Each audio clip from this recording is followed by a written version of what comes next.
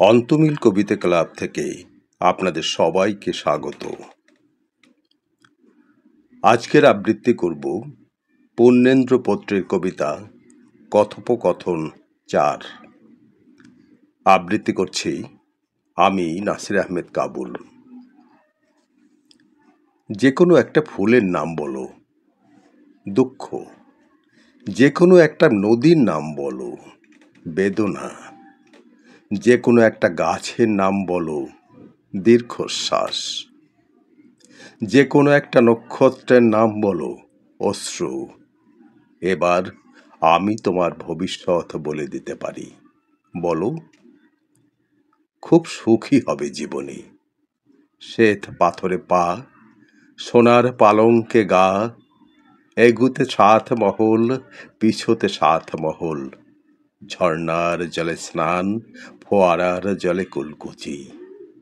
তুমি বলবে সাজবো, বাগানে মালিনীরা গাঁথবে মালা, ঘরে দাসীরা বাটবে চন্দন, তুমি বলবে ঘুমোবো।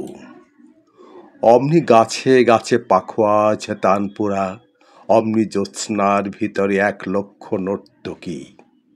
সুখের নাগর দোলায় এইভাবে অনেক দিন।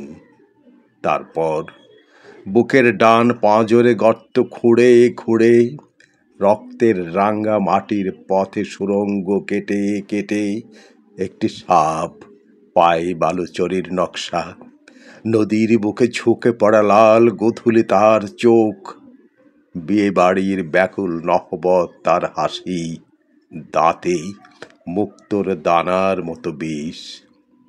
পাকে পাকে জড়িয়ে ধরবে তোমাকে যেন বটের শিকড়, মাটিকে ভেদ করে যাবই যার আলিঙ্গন।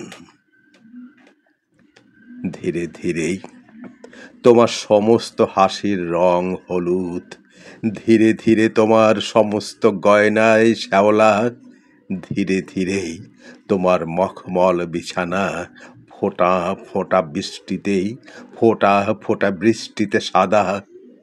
সেই সাপটা তুমি বুঝি?